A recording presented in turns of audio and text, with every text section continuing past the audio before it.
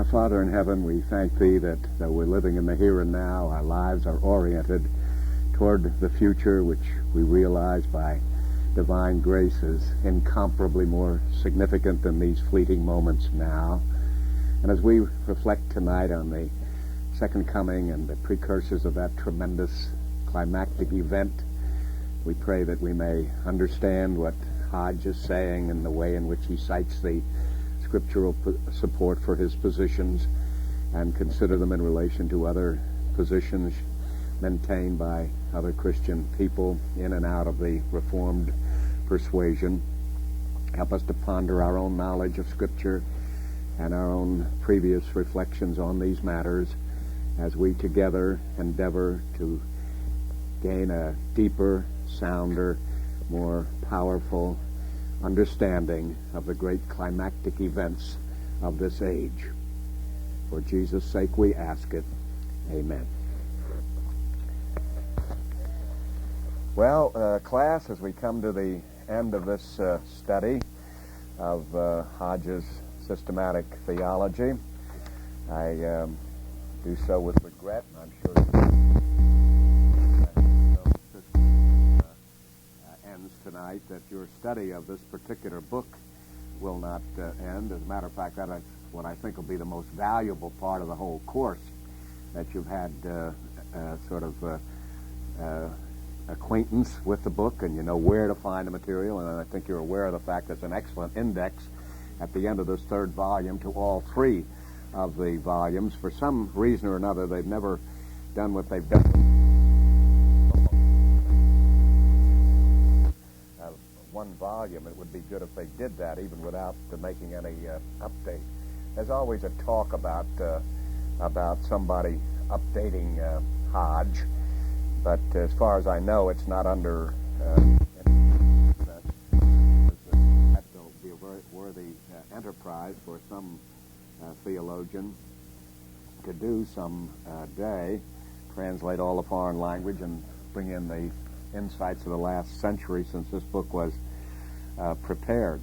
But I don't think you could render Eastminster any greater service than in your teaching of classes and so on to be aware of this particular volume and where you get a good solid discussion of the millennium or of baptism or of Christology or apologetics or whatever.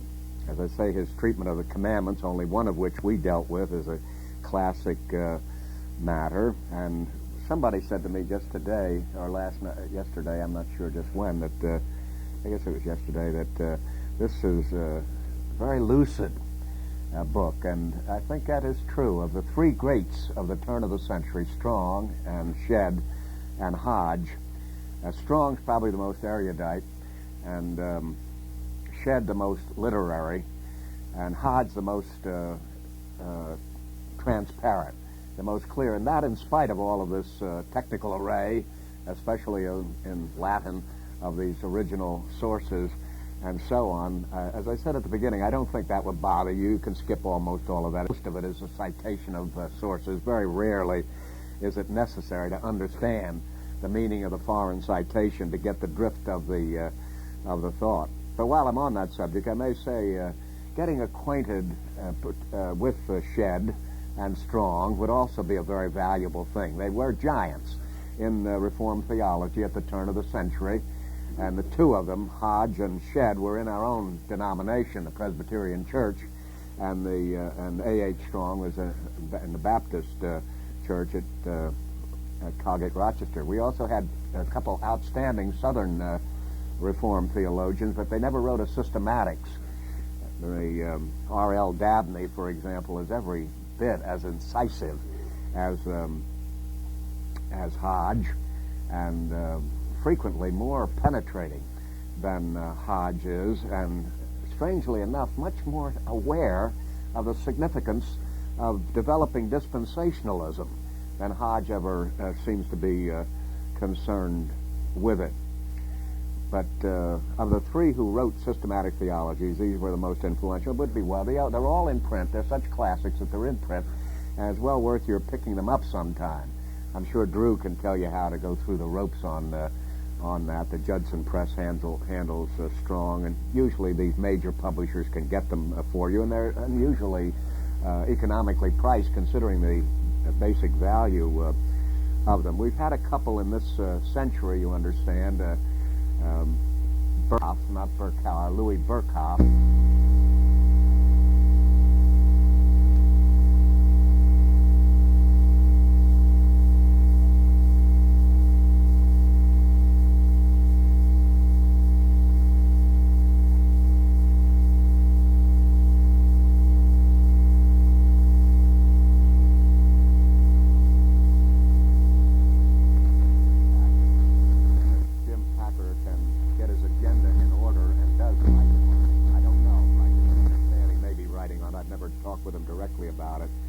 He could do a superb job in this area. He is as able a Reformed theologian as we have in the world, and he's marvelous. Read any of his other works. As a matter of fact, somebody could do the Church a real service just gathering together his introductions to Cranmer and a host of other people. As I say, his one essay summary of Calvin's theology is the best brief summary of Calvin's theology I've ever seen in anybody's language. I fuss a little bit with Jim Packer because he doesn't, he is too concessive, and he doesn't, what do I say? Well, his sovereignty and of God and evangelism, which sold 250,000 books, that's partly the fault of it. He's a Calvinist, but he keeps his Calvinism in such a dim light.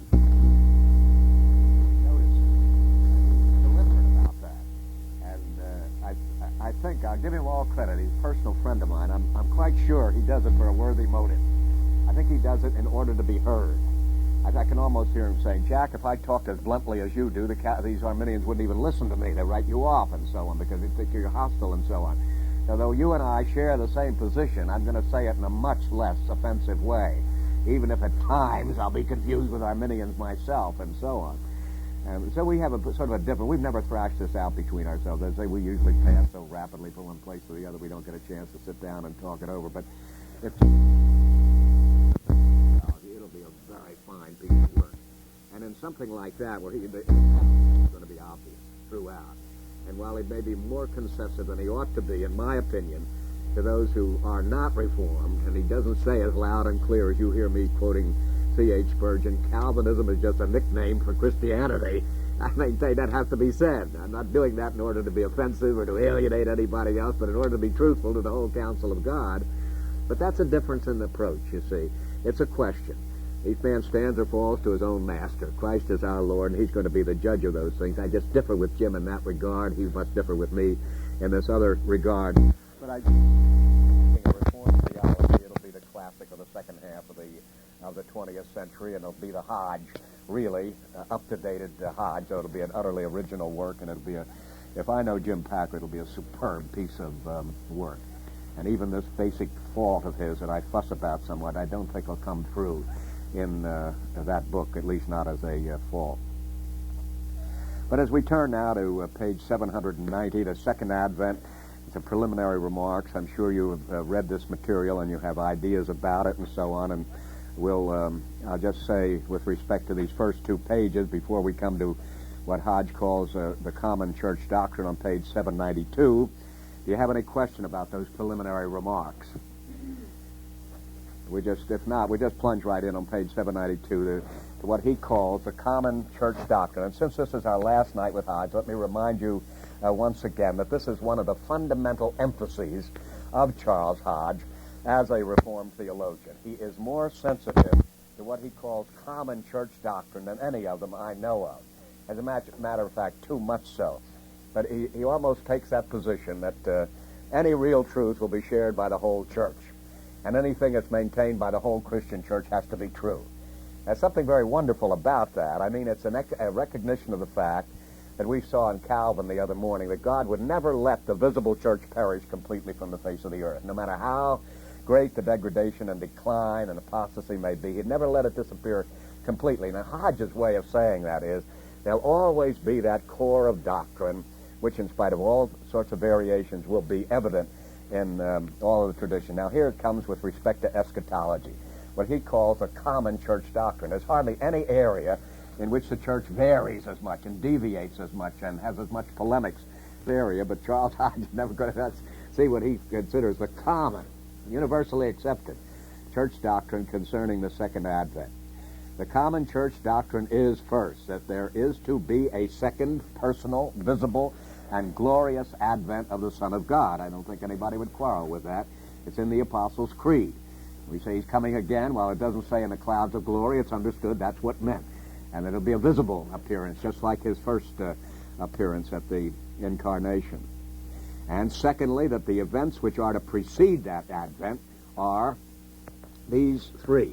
The universal diffusion of the gospel, or as our Lord expresses it, the ingathering of the elect. This is the vocation of the Christian church. Now you see, of course, what's funny about that. That there's going to be a universal diffusion. Yes, everybody agrees with that. There's a little bit of difference of opinion whether it has already been obtained or not.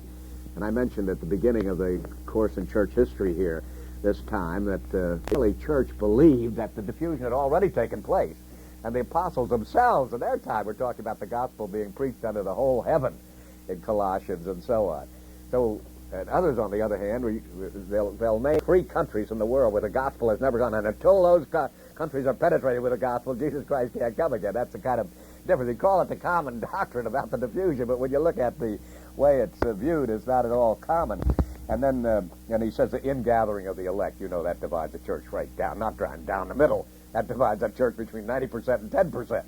The vast majority of the Christian church does not see the diffusion of the gospel as the gathering of the elect from all the corners of the earth. That's the truth of the gospel. That's exactly what we maintain to be true, and Charles Hodge believes it, but to call it the common doctrine of the church is almost comical here.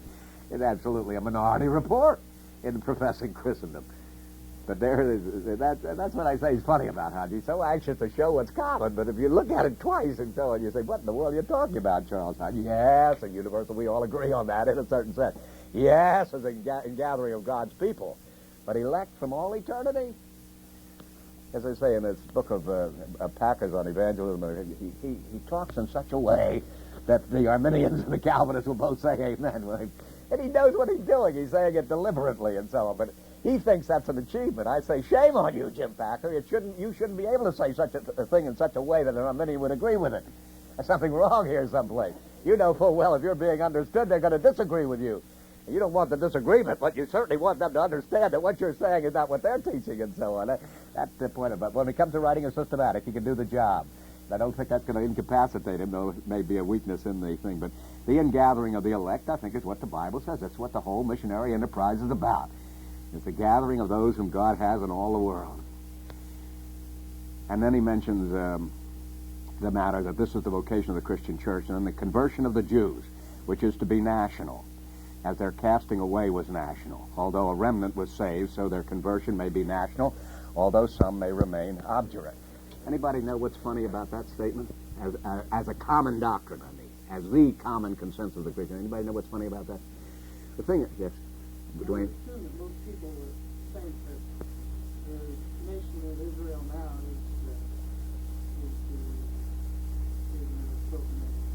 is the and that Hodge would not think so. That would yeah, that is one aspect of it. I was thinking particularly of the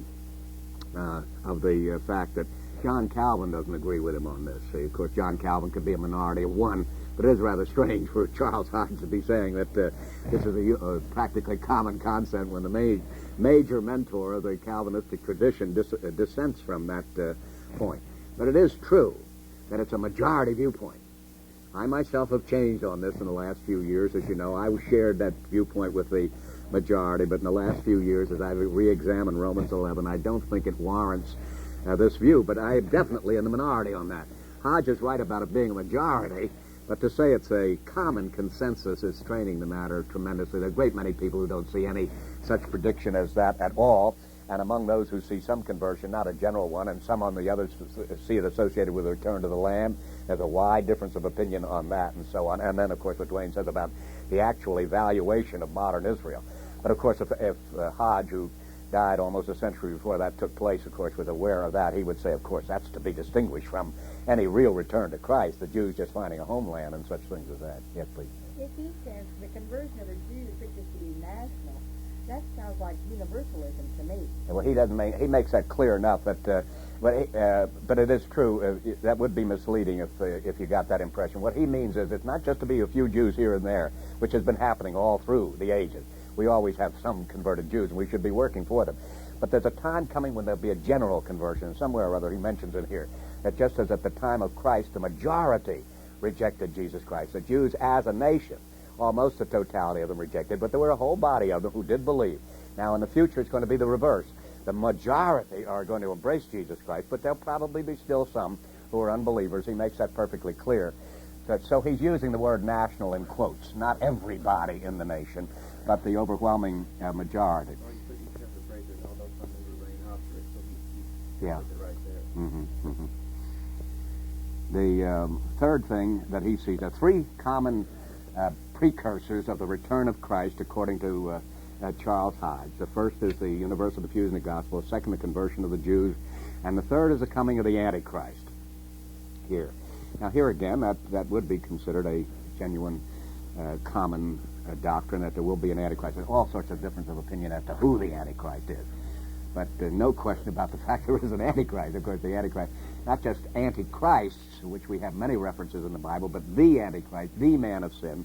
That's a very general conviction that there is such a person as that, and that that person or persons has not yet been manifested is very common.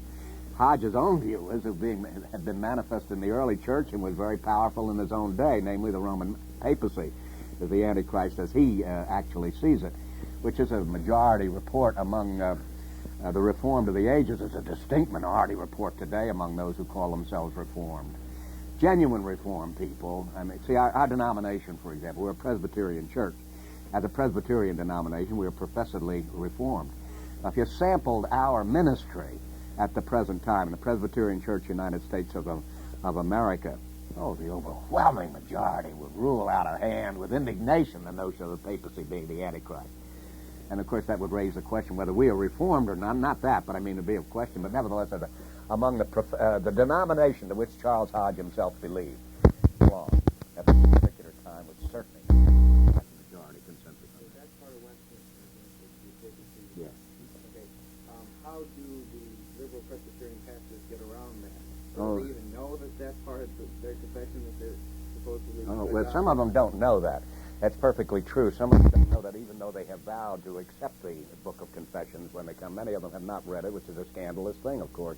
I'm ashamed to have to say that is true, but it is true. But among those who have read it and do know it and so on, and admit that they do not agree with it, and they don't agree with a great many other things in the Westminster standards, the basic explanation they would give on that is the crisis we had back in the adoption of the Book of Confessions in 1967, when the formula of subscription, which a minister or elder makes when he is ordained or installed in the office of minister or elder, is that is construed. That's the actual language. They can't recall the language at the moment, but it's construed as meaning that a person is not bound to it. There was an actual debate in 1966 on the floor of the General Assembly held in Boston, Massachusetts, as to how the Book of Confessions, when adopted, was to be subscribed. And I remember Dr. Haratunian, who taught at McCormick Seminary in Chicago at that time, saying that language was deliberate to keep anybody from being tied to the doctrine. There was considerable fuss on that point. And I was one of those who was fussing, that the creed means nothing if you're not bound by it, you see, and so on. And if the language doesn't do it. But you're asking the question now, how do people who don't believe that the papacy is the Antichrist, who don't believe in a number of things that's in our Book of Confessions, justify their being ministers in the Presbyterian Church USA? They do it on that ground. Here, my former student, Jack Rogers, has just written a book on the Confessions. And Jack himself has deviated from center to a great degree since he left the the seminary, but he gets under considerable attack just by saying there are certain things which are essential in our creed. Now, he's not even talking about the 5 points. He's not talking about the Reformed faith. He's just talking about certain things being essential, and I presume he has in mind the fact that they all affirm the deity of Christ, the coming of Christ, not the apostasy, not the papacy as the Antichrist or anything like that. He gets a great deal of criticism for the very use of that word essential. There are many of our ministers who don't want to say anything's essential. Not anything at all. Right now we're having this famous Hick case out on the West Coast. A man who talks about the myth of God incarnate. Now that's a direct attack on the deity of Jesus Christ, you see. And from those people who would say nothing is essential, he could be defended on that ground. The others are saying, Jack Rogers included, Jack Rogers and Paul Jewett at Fuller Seminary and so on, are particularly raising an objection about this because this man not only is unreformed, he's unchristian in his actual denying of the person of Jesus Christ. For the Presbyterian Church to approve his serving in our in the Presbytery of San Gabriel, as they have done, even though he's an ordained minister in the Presbyterian Church in England, which is practically Unitarian. But he's been approved for service in our denomination there, and there's been a considerable uproar about it. Now, you see, by what token could that man possibly be recognized as a Christian, not to mention a minister, if he questions the deity of Jesus Christ? You see, that shocks even my former student, Jack Rogers. See, I wouldn't think of this man being approved for our church if he weren't reformed. That's actually what's required. But he draws a line much further back, namely at the deity of Christ, and getting a good deal of criticism for that. It's a horrible thing, you see. The church still wants to talk as creedal. We have more creeds than anybody else, and we profess to honor them and so on. But in a sentence, how do people justify their being in the denomination while deviating from that? They do it on the ground that subscription does not tie them down. I don't think they have any right to that, you understand. I think it's a dishonest procedure, but that's the way most of them who do this type of thing actually do it. Let's move ahead now. He says, thirdly, that the events which are to attend the second advent are the resurrection of the dead, the general judgment, the end of the world, and the consummation of Christ's kingdom, which comes in the next chapter. But now he takes, first of all, the personal advent of Christ in the section which follows.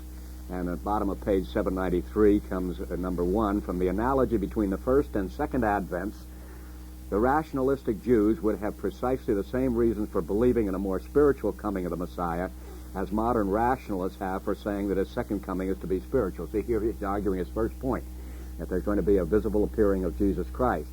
And those who question that, and there are Christians who do, and as I say, even the Apostles' Creed affirms the coming of Christ, the second coming of Christ, but it doesn't say in the clouds of glory. It's understood that that's what was meant, of course. But there have always been people who are not looking for any visible return of Jesus Christ. And he's dealing with that type of criticism here. Number 2 on page 794, in many places it is directly asserted that his appearing is to be personal and visible. And he cites especially the classic passage, Acts 1:11, but also a number of other passages as well. All these points to prove that there's going to be a visible return in this room. That would be absolutely unnecessary. We are all along satisfied with that matter. Our difficulties lie at a different point, but nevertheless, here's Charles Hodge feeling obliged a century ago to take page after page to prove that there's going to be a visible return of Jesus Christ, because that is by no means universally accepted in the Christian church. Any question about the first 2 points? The third point, he says, the circumstances attending the second advent prove that it is to be personal and visible.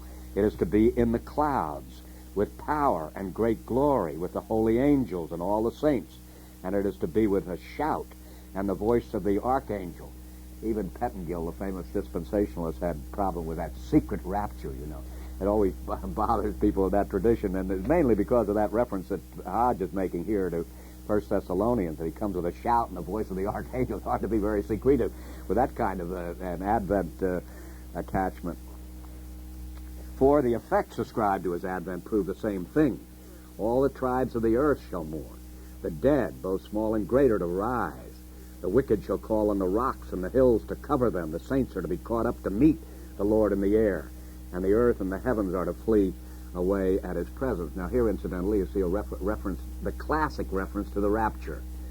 When you hear the word rapture today, you usually are thinking of the dispensational notion of a rapture that takes up only the saints. This is the coming of Christ for the church. Later on, he's supposed to come with the church after the tribulation period and so on. It's an interesting thing. Dispensationalism has taken over that term, rapture, so completely that it's actually the term, though it's an utterly biblical term, and it's taken right out of 1 Thessalonians and so on, becomes a kind of heresy. It's a doctrine which the church had never heard of till dispensationalism came along, that there'll be a taking of the rapture in the classic sense. What he's saying here is that when Christ comes again, all will be caught up. Not only the saints, but the sinners as well for the judgment. The dispensational view that that the church, the saints, will be raptured secretly. And then comes a period of tribulation. And then later Christ returns and introduces the millennium. It's an interesting thing, you see, that in all of this discussion here, I've been constantly puzzled by that. This is the kind of thing, if I were still teaching in the seminary, I'd suggest to one of the students do for his term paper. Find out everything you can about Charles Hodge and dispensationalism, and what he knew about John Nelson Darby and so on, and why he says so little about it and so on. I'd just like to know more about that particular point. But Dabney, full of it, very much aware of it, and so on. But it begins to trickle down into a real consciousness at Princeton with B.B. Warfield, the successor of Hodge. But Hodge himself doesn't pay much attention to it. That's the reason he doesn't say. Now, what we mean by the rapture, what the church has always meant, what the common consent is, that when Christ comes again, the whole world will be summoned, and the judgment will follow. You see, there's no room for a millennium in that kind of a thing. You could see that immediately. He doesn't say that this rules out a millennium, but obviously if everybody is going to be judged at that particular time, and the final estate is going to be established, a millennium must have preceded Christ's return, or they're not going to. One thing there's no room for in this type of thinking is premillennialism. I think you're all familiar with that type of language. Premillennialism, Christ comes before the millennial. Christ comes before that.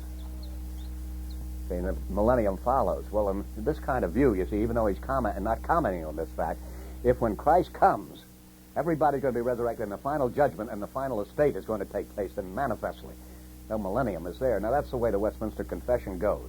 It doesn't make a deliverance against premillennialism, but it states the events very much as Charles Hodge does, in such a way that there's simply no room for a millennium after Christ comes, a premillennial position. So it's either post-millennial, that is, Christ comes after the millennium, and there's a millennium which precedes Christ's coming, or there is no millennium. There's always been a bit of a problem in Presbyterianism on that particular point. Are premillennialists legitimate, as it were, as church officers? There'd never be a question about membership. A person could very well be a premillenarian and be a member of the church, but when you become an officer of the church, you are required to subscribe to far more than membership necessitates, namely the basic system of doctrine taught in the Westminster Confession. And on eschatology, certainly premillennialism is ruled out. There's just no way by which you can have it. So there's always been a problem on that point about whether you can have whether I could, for example, be a legitimate Presbyterian minister if I were premillenarian, even though I was Calvinist in every other respect, as many premillenarians actually are, and so on, whether our creeds being what they are, very much as Hodge states himself, whether we could be that way. When the Presbyterians, the OPC came into existence in the 1930s, that problem came up there with respect to premillennialism and dispensationalism. See, all dispensationalists are premillenarian. They maintain that's the only consistent ground for premillenarianism. But by no means are all premillenarians dispensationalists. John Murray and Gresham Machen and so on were writing in those early days of the formation of the OPC church, which was rejected from our denomination because of certain events which some of you may or may not know. And, pardon me? Orthodox Presbyterian. That was the name originally, and it broke down. Well, the original name was PCA, Presbyterian Church in America, from which it separated, or was really excluded in a certain sense. And our denomination, from which that separation took place, sued them for a name so similar, and the courts required them to take do away with that name, and so they decided. I was there at the time when they were debating this matter of that language, and one of the great arguments against this term, Orthodox Presbyterian Church, was that the Greek Orthodox Church has already monopolized that term. You'll think we're part of the Eastern Orthodoxy and so on, but that was overruled, and they settled on it. They wanted to say to the whole world, we are no longer unorthodox Presbyterians, we're Orthodox Presbyterians. That was a very definitely pointed in our direction. While it doesn't strictly imply that, the inference was definitely, you people who are not with us and still in the Presbyterian Church, you're the unorthodox ones, we're the Orthodox ones.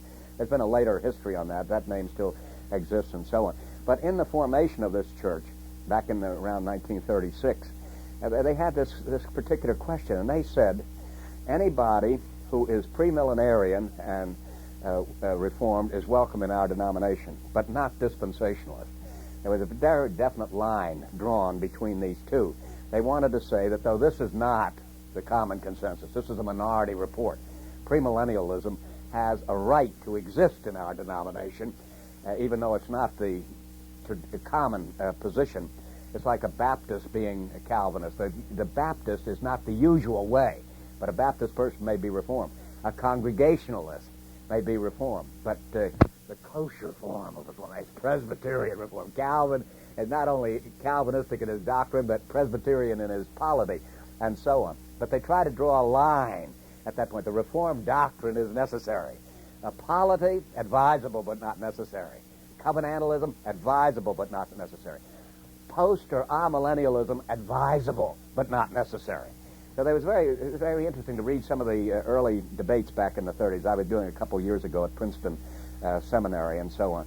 They drew a very careful line at that particular point. But anyway, getting back to the center of things here in Hodge, he is simply saying that when Christ comes again, there'll be a judgment and so on, and that rules out as an official creedal stance the idea of premillennialism. But Presbyterianism generally, while it has taken that anti-premillennial position, it has never barred persons from membership in the Presbyterian Church because of premillennialism, but has on this particular ground. And they have, for the most part, unlike the OPC, they have not tried to rule a person out of the ministry because he's premillenarian. We have a number of men in our ministry who are premillenarian and Reformed as well. So it's a real question. It just means that this eschatological position is not essential to the Reformed faith, in the opinion of the Reformed tradition. But see, I'm elaborating on all this because Hodge doesn't feel any obligation to say this. Of course, we have much more obligation a century later because of the development of dispensationalism, and it's inseparably connected with premillennialism. I think I mentioned to you one other historical detail. In 1944, so many of the graduates of Dallas Seminary were coming into our denomination that the then Southern Presbyterian Church in the United States, and so on, appointed an interim commission to study whether dispensationalism was compatible with the Reformed faith. And they rendered the decision it was not compatible with the Reformed faith. So officially that's been the position throughout there. But the point I'm making right now, since we're discussing not the dispensational theology as a whole, but the eschatological premillenarianism, is simply this, that in our historic tradition, right on into this century and so on, our church has tended to be post or amillennial, but not ruling out premillennialism in membership ever, and frequently not ruling it out in the ministry either. At the same time, very definitely being opposed to dispensationalism as incompatible with the Reformed faith as a system. Even its premillennialism is not the historic form of premillennialism. Any question or comment on this point? We're down to number 4, bottom of 794. The effects ascribed to his advent prove the same thing. All the tribes of the earth. Number 5, that the apostles understood Christ to predict his second coming in person does not admit of doubt. And he gives a number of passages which I think we would have no trouble with. They do seem to indicate very clearly that particular point.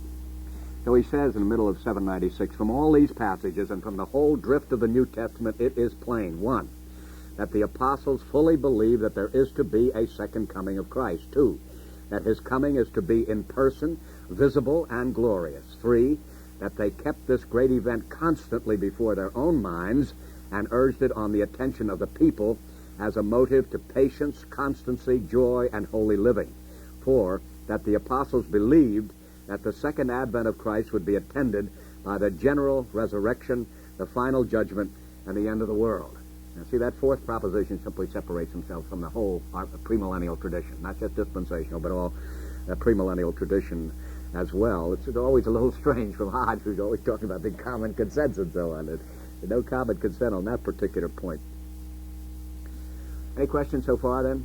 As already intimated, it is objected to this view of the prophecy of the New Testament concerning the second advent. 1, that the first advent of Christ is predicted in the Old Testament in nearly as glowing terms as his second coming is set forth in the New Testament. He was to come in the clouds of heaven with great pomp and power. All nations were to be subject to him. All people were to be gathered before him. The stars were to fall from heaven. The sun was to be darkened. The moon to be turned into blood. These descriptions were not realized by the event. You follow what he's saying here? These descriptions are not followed by the event and are understood to refer to the great changes in the state of the world to be affected by his coming. It is unreasonable, therefore, as it is agreed, to expect anything like a literal fulfillment of these New Testament prophecies. To this it may be answered. And here he gives his explanation, but you all get the basic objection. And see, he's referring particularly to Peter's Pentecostal sermon, that all of these things which were taking place at that time were a fulfillment of the prediction, that there'd be blood in the heavens and the moons, the stars would fall and all that type of thing, and none of that cosmological upheaval was taking place at that particular time. So we have to interpret that as somewhat non-literally. So why should we suppose that because it talks about Christ descending with the voice of the archangel and a great shout from heaven and all the nations being gathered, why take that literally with the second coming when you can't take it literally with respect to the first coming, is his line of argument here. This is what he said. In the Old, to this it may be answered. 1, that in the Old Testament the Messianic period is described as a whole. The fact that the Messiah was to come and establish an everlasting kingdom which was to triumph over all opposition and experience a glorious consummation is clearly foretold. All these events were, so to speak, included in the same picture, but the perspective was not preserved. The prophecies were not intended to give the chronological order of the events foretold. Hence, the consummation of the Messiah's kingdom is depicted as in immediate proximity with his appearance in the flesh. This led almost all the Jews and even the disciples of Christ themselves before the day of Pentecost to look for the immediate establishment of the Messiah's kingdom in its glory. And then to skip on to the second point, the character of the predictions in the New Testament does not admit of their being made to refer to any spiritual coming of Christ or to the constant progress of his church. See, the Quakers are famous for this, of spiritualizing everything, including the sacraments, and certainly the second coming of Jesus Christ being a spiritual coming. But there are many others besides the Quakers who've done that. They evidently refer to a single event, to an event in the future, not now in progress, an event which shall attract the attention of all nations and be attended by the resurrection of the dead, the complete salvation of the righteous, the condemnation of the wicked. And the third answer to the objection under consideration is that the apostles, as is conceded, understood the predictions of Christ concerning his second coming in the way in which they had been understood by the church as a whole from that day to this. I take it most of you have no problems with that particular time. We're not usually exposed to that kind of criticism. It's more of a typical liberal type of criticism. A second objection of the common church view of the eschatology of the New Testament is that our Lord expressly says that the events which he foretold were to come to pass during that generation. Now we get into a very, very troublesome area. I mean, this is very much with us at the present time. His words are, "Verily I say unto you, this generation shall not pass till all these things be fulfilled." This objection is founded upon the pregnant discourse of Christ recorded in the 24th and 25th chapters of Matthew. It's called a little apocalypse, a little book of Revelation, you know. It is to be remarked that those chapters contain the answer which Christ gave to 3 questions addressed to him by his disciples. By the way, Frank Kick's father, Marcellus Kick, wrote a very fine exposition of Matthew 24. It's a remark that these chapters contain the answer which Christ gave to 3 questions addressed to him. First, when the destruction of the temple and of Jerusalem was to occur. Second, what was to be the sign of his coming. And third, when the end of the world was to take place. The difficulty in interpreting this discourse is to determine its relation to these several questions. There are three methods of interpretation. He goes into them, and I don't know that I need to read all of this, especially if you've already read it. I'll just simply ask if there's any particular question there about that matter of what Christ has to say about the time of his coming in that famous 24th chapter of Matthew, especially. Very wide difference in that in the dispensational area. Yes, Dale? He says that third method is to be preferred. I guess I don't really understand it. Is he saying that comment doesn't refer to the whole question that he's... Yeah, he's taking the word genea, too, as meaning the whole, not just a generation, say, of 40 years, which is a common term for it, and which is a common interpretation of that passage, and a common interpretation of that word, too, in the Greek. He's deviating a little from it, not illegitimately, but somewhat questionably, when he refers to the whole generation of Jews. As long as there are Jews, you see, here, this delay will take place. The usual interpretation is that Jesus Christ is there saying that some of this very generation, some of you people standing before me, will see these events predicted, and most of us take that as a reference to the fall of Jerusalem, which took place in A.D. 70, and would be within that generation. See, Christ is saying that roughly about A.D. 30. The fall of Jerusalem is at the end of that generation. Some of those people who heard Jesus say that this would come, the abomination of desolation would appear, and the armies would surround Jerusalem, and all those terrible things which were predicted in Daniel and so on would take place in that time. The play here is on that word genea, and he's using it as referring to the whole race of the Jews, and that the burden of proof is with him on a thing like that, to maintain that. That normally that means a generation. And the only reason it would occur to a person that it refers to a whole race and so on is the fact that he must feel it difficult to interpret that as a reference to something happening within a 40-year period, or roughly 40-year period. And probably he does, though most people don't, and not if they can be satisfied that what Jesus is talking about. See, remember the question which the apostle raised about this temple, the temple. He's talking about the temple, and that's the key to what's happening at first. That's just going to be destroyed. The armies are going to come, and so on. And people who are hearing me say this are going to see it happening. And that's going to be a vindication of Jesus Christ, too, because he's already rejected the Jews. They've rejected him. He's rejected them now. And the sort of confirmation of it by these cosmological events within that particular generation is going to be a certification of that and a kind of his coming in vindication, you see, and such things as that. Is the Aramaic word for race or whatever that is, could that possibly be translated into the Yes, it can be. You can't deny the possibility of it. This is one of those cases, like the thing we mentioned before about Jesus' brother. The word adelphos usually means brother, but it can mean cousin. There's no doubt about it. And if Rome could establish a sound case for showing they have to be brothers, have to be cousins, couldn't be brothers because Mary was perpetually virgin, you see, and so on, then, of course, they would be justified in it. But the only argument they have is church dogma. And if you happen to believe church dogma is infallible, then, of course, that'll settle the argument. If it is not infallible, then there's no reason at all, so you'll have to stay with the fundamental meaning. The fundamental meaning is of this particular word is a 40-year period. But he could have used language which would have made it indubitably clear that he's referring to the Jewish people. But on the other hand, you can't say that because he didn't use that, he wasn't referring to them. You have to be very, very careful on the point. I'll justify Hodge's doing this. But at the same time, when he does it, he's got to give more evidence than I think he's given here. He just assumed that. And I will say that's possible. But it wouldn't be the normal interpretation. And I see no reason for deviating from the normal. But I'm to say, Charles Hodge, if we're wrong, I'm perfectly willing to listen to you. Give me some reason and so on. And just the reason that this word is capable of that degree of flexibility, that is not an argument. That's just a possibility. Okay? I was just going to note that the NIV Bible has a footnote on this that says... What's it say, by the way? You don't have... Huh? It footnotes that word generation and says or race. Yeah, or race. Or race. It's like adelphos is or cousin, but the primary meaning is the other. And the reason for doing this type of thing is it has to do with the Jews. Of course, this is very, very essential to the dispensational view of God. At this particular point, we don't disagree with dispensationalism at all points, and Hodge doesn't either. And at this particular point, he would be, I don't know would he even be conscious of that fact. He doesn't seem to have much awareness of dispensationalism. I mean, it's essential to the dispensational view that this be taken as a reference to the continuation of the Jewish people until this particular time. And the conversion is going to take place when he returns in the beginning of the millennium and all that type of the doctrine they have associated with the pattern.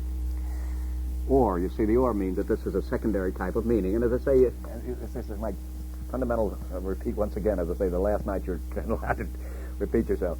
All that the language can do is put the brackets around the word. It's got to be in this area. It can't be there, and the end. But the precisionizing of it will invariably depend on the analogy of faith, the overall doctrine of the Scripture, systematic theology. That's what makes this so absolutely essential to biblical understanding, as a matter of fact. But the language, you start out with a language. You look up the lexicon, you feel it with the words. And as I say, like a German word like Lassen, 10 different meanings. You can do that with most, if you get a big enough dictionary, you can try that sort of thing. The possibility is always there. But they do have their limits. There's certain things that can't mean, you see, and so you're just disregarding the language altogether, somebody will say. But you can't say about this particular word, it can't refer to the race. It can mean that. That's a secondary meaning. And you can't say adelphos cannot mean cousins. Rome could be quite right on that. The only thing is she's got to give a reason for it. Well, for her, it's absolutely compelling. The Church has pronounced the dogma of the perpetual virginity of Mary. And if what the Church pronounces officially is infallible, then it's an absolute infallible dictum, then that word adelphos in that particular case must mean cousin. It can't possibly mean brother. It's an absolutely sound thing. But if that has no weight, then of course there's no justification for leaving the basal meaning.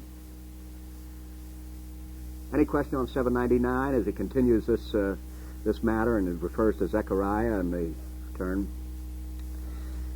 The section 4 on 800 begins to take up the subject of the calling of the Gentiles. There are a number of other topics here, so I won't take any further time in that other area if you don't have any questions you want to raise at the moment. Take the calling of the Gentiles. The first great event which is to precede the second coming of Christ is the universal proclamation of the gospel. The first argument in proof of the position that the gospel must be preached to all nations before the second advent is founded on the predictions of the Old Testament. It is there distinctly foretold that when the Messiah appeared, the Spirit should be poured out on all flesh, and that all men should see the salvation of God. The Messiah was to be a light to lighten the Gentiles as well as the glory of his people Israel, the feet of those who brought the glad tidings, etc., etc. And secondly, Christ repeatedly taught at the bottom of the page that the gospel was to be preached to all nations before his second coming. The gospel of the kingdom shall be preached in all the world for a witness unto all nations, and then shall the end come. The gospel must first be published among all nations. See, now you and I take that as axiomatic, but you have to realize that was an absolutely radical proposition for the Jews to hear. They had thought the coming of the Messiah would be the climax of their glory, the elevation to their dominance in the whole world. And the idea of them just being the vehicle for this gospel becoming universal and so on was downright repugnant to many of them. It has been the turning point in the history of missions in many cases. I remember reading once about the conversion of the island of Tahiti, and missionaries first went to that area. The tendency of these black people would turn it off as a Caucasian religion and so on. And all the missionary, once he translated John 3:16, did was to read to them in their language, God so loved the world that he gave his only begotten Son, that whoever believes in him should not perish but have everlasting life. The king said, will you read that again? The king and the nobles were all gathered together because this was a major cultural event, because for the first time and their language was reduced to writing, and they had a portion of the Bible put into their particular speech. So the missionary was reading in their language John 3:16. So he read again at the king's request, God so loved the world that he gave his only begotten Son, that whoever believes in him shouldn't perish but have everlasting life. And the record has it that the king said, if that is true, and God loves us, black people, as well as you white people, I here and now accept the gospel. And he and a number of his nobles and many of the people are said on that occasion to embrace the gospel. We've discussed before, you know, that kind of mass movement and the very dubious character of it and so on. But nevertheless, the thing that it does illustrate is the fact that this has been a turning point in people's life when they realize that our gospel is not our gospel. It is the world's gospel just coming through us to anybody who receives it anywhere at any time and so on. But it was a very radical concept at that time. We have our own problem. I remember Dr. Barnhouse once telling the story of a man who was a great friend of labor being introduced at a labor convention as a friend of the working man. And as soon as this friend of the working man stood up, he said, I am not the friend of the working man. I'm the friend of man. That's the way the gospel does talk. It's not the friend of the management. It's not the friend of labor. It's not the friend of women. It's not the friend of man. It's not the friend of the blacks or the whites. It's the friend of man. It belongs to the whole world.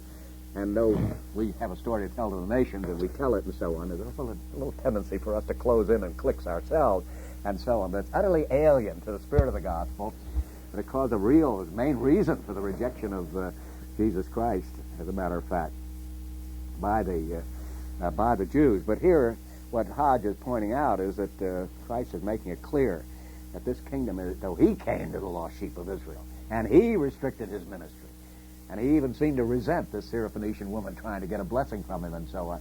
He insisted just as vigorously in the opposite, that we were going to all the world to bring the gospel. So clearly the calling of the Gentiles is absolutely essential. That's an eschatological detail that's indispensable for the understanding of the ongoing purpose of God. Accordingly, our number 3, after his resurrection and giving his commission to the church, said, "Go ye therefore and teach," and so on. 4, having imposed upon his church the duty to preach the gospel to every creature under heaven, he endowed it with all the gifts necessary for the proper discharge of this duty, and promised to send his Spirit to render their preaching effectual, and so on. 5, the apostles understood their commission in this sense and entered on their duties with a clear view of the task set before them, and so on. And I call your attention to the top of page 802. One of the great elements of the papal apostasy was the idea derived from paganism that the main design of the church is cultus, or worship, and not instruction. Here, Hodge, as I say, makes it perfectly clear. This is a papal apostasy. This is a turning away from the Christian faith. Hodge is not always as clear in his stating of that, and as I think I mentioned to you on one occasion, I was reading some treatment of Trent on his place where I was deeply disappointed in him. But the real Hodge stands up here. This was, as Calvin thought, a genuine turning away from the gospel in the 16th century, from which Rome has turned away more and more, not less and less, centuries which have actually followed. But he mentions the reason for that.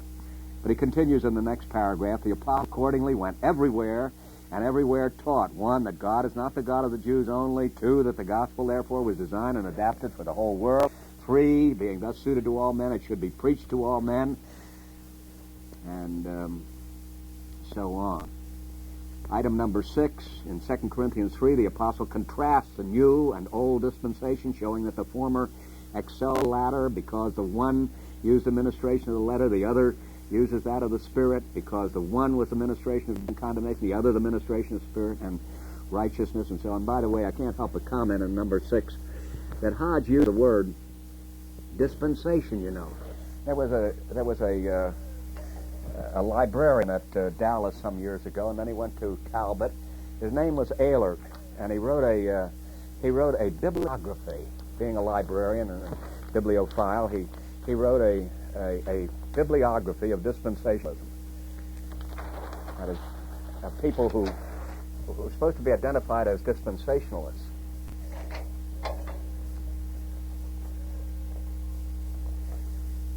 And you know, Charles Hodge was among them. So was Jonathan Edwards. Just because they used the word dispensation.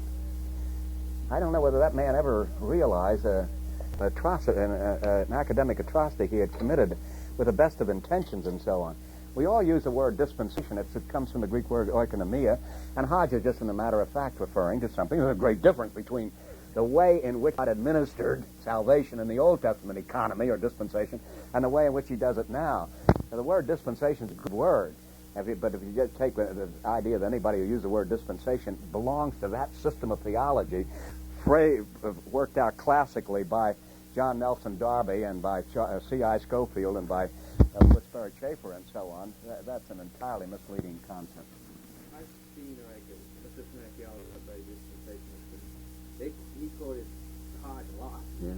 Well, Hodge had 2, we had 7 type of thing. Yeah. And I could see how someone is, particularly if they're looking at, which is just quoting Hodge all the time, remember that he was a friendly... Charles Ryrie did exactly the same thing with Isaac Watts in one of his books. Isaac Watts, the famous the same thing.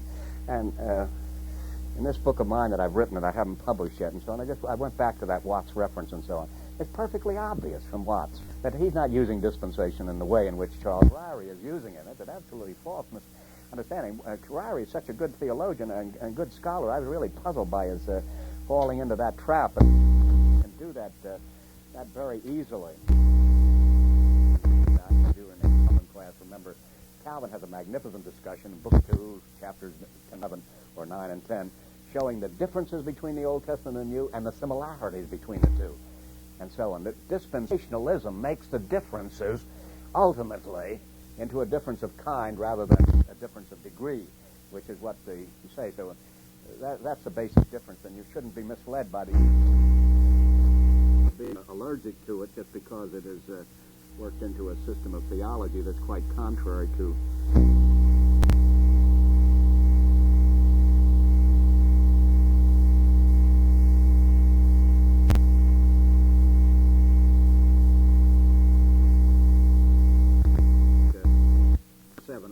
page 803. In Romans 11:24, Paul teaches that the national conversion is not to take place until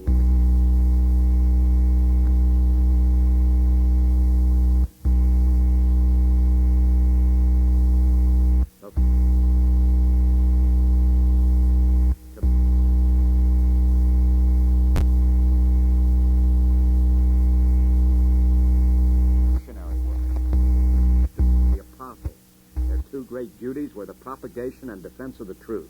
They devoted themselves to all parts of the Roman world, preaching the gospel, labored no less assiduously in its defense. All the epistles of those of Paul, Peter, John, and James are that was acceptable form in the 19th century. I'd have to mark it. C-O-W-A-R-D. And of defending the truth, the apostles devolved on their successors during the apostolic age, and so on. The next paragraph. From this time, for long centuries, the church found its hands filled. When the Reformation came, the Protestants had as much as they could do to live. They had arrayed against them everywhere the tremendous power of the Romish Church, and in most cases, all the power of the state. They had to defend their doctrines against the prejudices and learning of the age, to organize their churches, and alas, they were distracted among themselves. Under these circumstances, it is not to be wondered that the command, "Go ye into all the world and preach the gospel to every creature," was almost forgotten.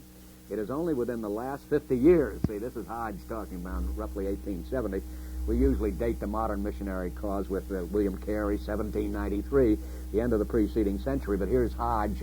Remember, he started to write this book back about around 1830-40. Its final edition around 1870, just before he died, and so on. But he's aware of the fact that the gospel is going far more extensively at this time.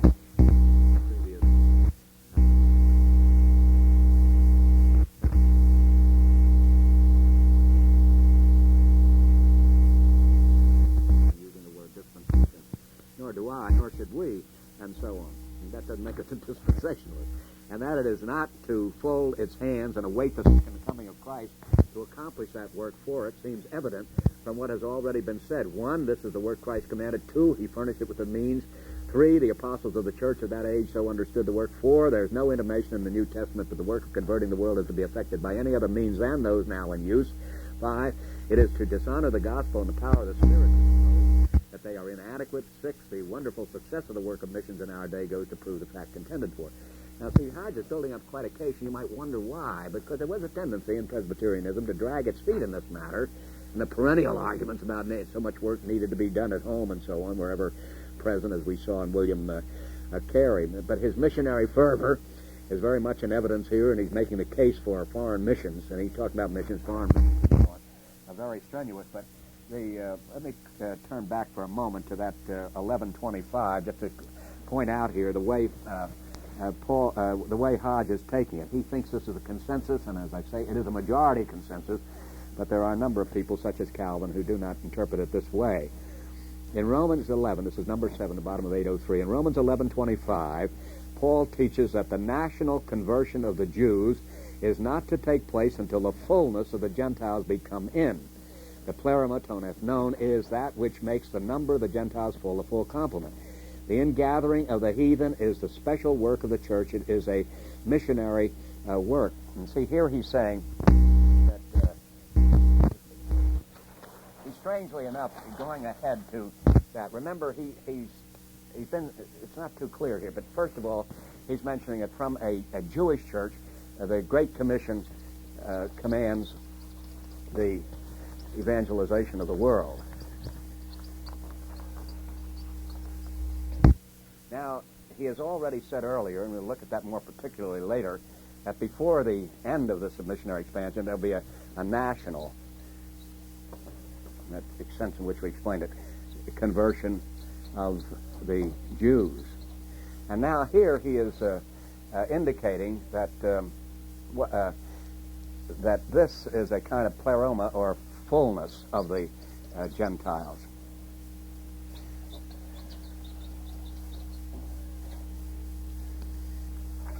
Here, that you see, the way he sees it is God has chosen in the Old Testament the Jewish people. You only of all the families of the earth have I known. A few Gentiles were brought in, but for the most part, not. Now they rejected Christ and were simply, as a nation, dropped. Whereas the gospel went into the world, and up until a certain time, it's primarily Gentile evangelization. There's trickling of Jews, just as there was a sprinkling of Gentiles in the Old Testament period. And then when that period is reached, when all the Gentiles whom God has elected are actually called in, then the fullness, the pleroma of the Gentiles will have been accomplished. Then comes that great Jewish conversion at that particular point. So he's relating these very closely together, from a Jewish to a Gentile to a climax in the grand Jewish conversion and union with the others. Now, the way in which Calvin interprets that passage, and a minority of Reformed, including your teacher, construes it, is not that way. And that is that God has elect in all the world, and they're mostly Jewish in the Old Testament dispensation, and they're mostly Gentile in the New Testament dispensation. And that's the way, this is the pattern here, that's the way all Israel is to be saved. This is the totality of Israel, of elect Israel of all time, this whole group here.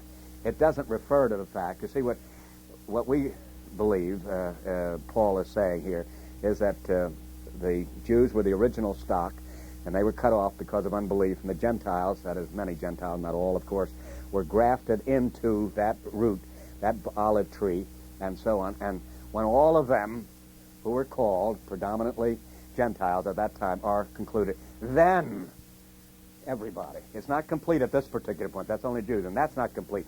But this is the total picture of it. But that is a minority report. The common view is the view that Hodge has here, that at the end time, just before the coming of Christ, after this massive Gentile evangelization shall have taken place, then this general conversion of the Jews will take place, and that's the all Israel. That's a reference to that general conversion of the Jews at that time. It's very easy to understand. It's a very